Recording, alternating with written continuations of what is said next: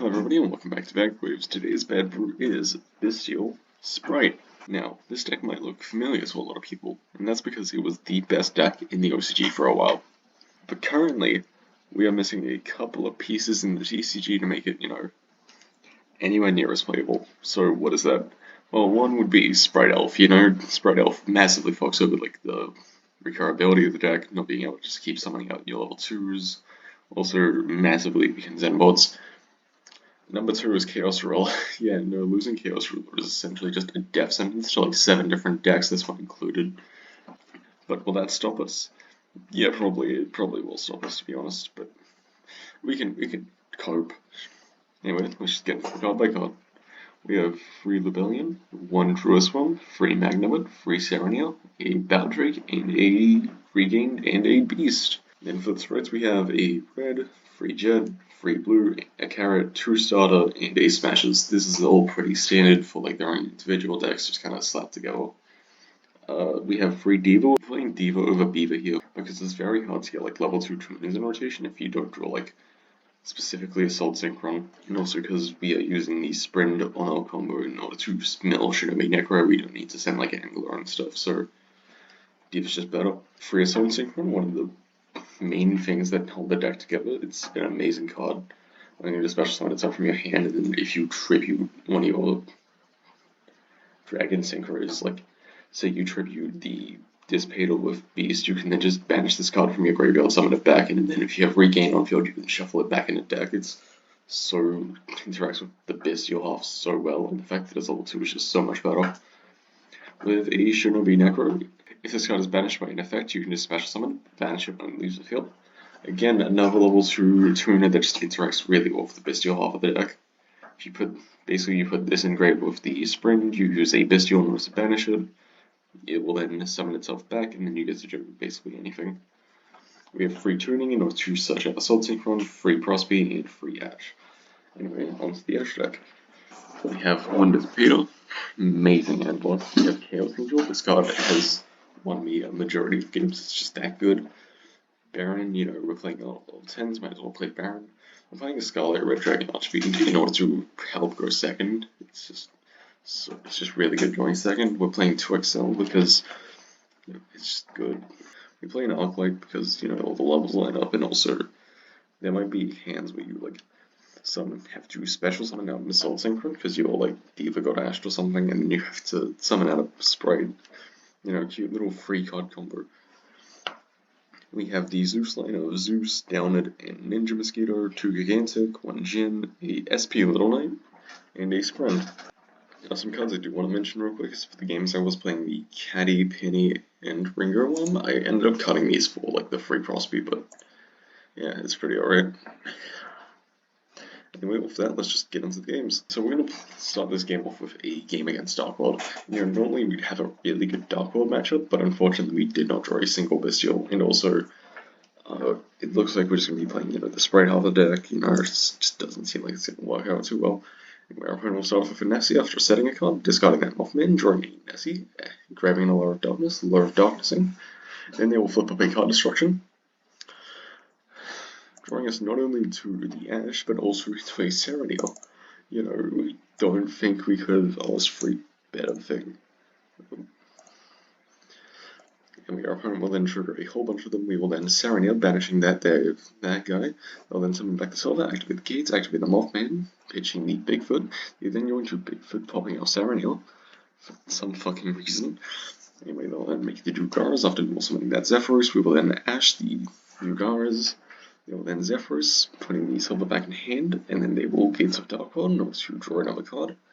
Summon back the Silver, link for a Sarah Yu-Gi-Oh, and I probably am going to die.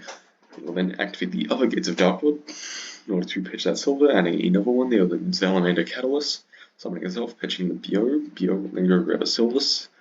That will then be summoned out by the Salyuja. It will then be put in order to summon out the other guy. IP Masquerade will then be made, and this is so much less threatening than I thought it would be. It's just IP Pulse. I think we can play through that, especially with this end. First of all, we're going to activate the Regain, so when the IP, we can just summon back the Samuel. We're then going to normal summon the Diva, summoning out the other Diva, special summon out the Jet, adding these smashes. We're then going to smashes in order to threaten their IP. We're then going to link off for a Unicorn, but we can just banish that. And then we get to activate both effects of Regained. We're then going to tribute off our Serenir for the Rebellion. Then we get to activate the Serenir effect, putting the Amalgamate in grave, and then we're just going to tuning, mill card, summon as Assault, Synchron, Chaos Angel will then hit the field, and our opponent will surrender. Alright, you saw what we can do going second, but what about going first? So let's just go with it. We're going to summon out the Diva, summoning out another Diva. We are then going to link these two off for Sprint. Sprint will then put in the graveyard the Shinobi Necro. We are then going to Amalgamate in order to banish that Shinobi, which will also summon itself, also triggering its effect that will activate an end phase. Summon out the blue. Blue will then go grab a Jet. Synchro these two off for the Excel. Excel will then summon out Diva. Summon out Discredit. Speed will summon back to Necro. Will then summon out the Gigantic. Summon out a Carrot. Summon out a Jet. Jet effect in order to go grab a starter. Set 2 and pass. With the draw swam in hand. So overall, pretty good board. But our opponent's on Ignite Makanko. Anyway, they're going to Arabesque. We can negate that. They will then activate the second Arabesque and then use that in order to then summon out the Haruhime and also put back our Sprint. We will then activate the Draw Swim, summoning itself out, and also banishing the Shinobi Necro so that we can summon it back out. Our opponent will then summon the Rescue Rabbit. Unfortunately, that does fuel our fucking Dissipator, so we can't just negate it using the Rabbit. We will then use our Beast in order to not only pop the field spell, but then also pop the monster. We will then use the Fire Sword, enter battle. We will then take a bunch of damage. We'll move towards end phase. We will start on it for a blue effect. We'll then go grab us a Jet, and you know what's outside again. And that start is really going to help clean it up, and our opponent will concede. So the past 2 games have been showing off like, oh, what if we go first, or what if we go second? What if our opponent's just a fucking brain genius? Our opponent's playing, here, let me look at this. Horus, Symphonic Warrior. I can't look at the cards in the deck, son of a bitch. It's alright, I'll just fucking put the deck list up to the side. Anyway, our opponent's going to start off with that. They're going to draw and activate the fucking Wakaushi. They're then going to scale Benkei, link these two off with the Beyond the Pendulum, adding the fucking DJJ. They're going to and summon these two out. This will then return that to the hand, which will then trigger DJJ in order to summon itself out, and then set a Synth from deck. They're then going to link free for the Exceed, and then going to put DJJ back in the Pentascale, and then they're going to flip over the Synth, which will then add the fucking guitar effect, pitching Benkei in order to summon at base, summon for the Apo, change its level to fucking 4 so that they can make the borrow. We are then going to take that little Exceed out of their grip so they can't get like free. Anyway, summon back the base, activate the Pharaonic Sarcophagus, and then they get to end on IP, Horus, Borrowload, and Apor. For any of those who don't know, this card will basically, if we try cracking their board, it will send one of our cards to the graveyard, so fun. Now, massive misplay here, I could have just normal summoned like the Shinobi Necro and then just like made Scarlight. Don't know why I didn't, but I don't know. Anyway, start off the Rebellion, it will then get negated. We then get to summon it back. They are then going to negate our Jerusalem. They will then IP in order to summon out the Little Knight.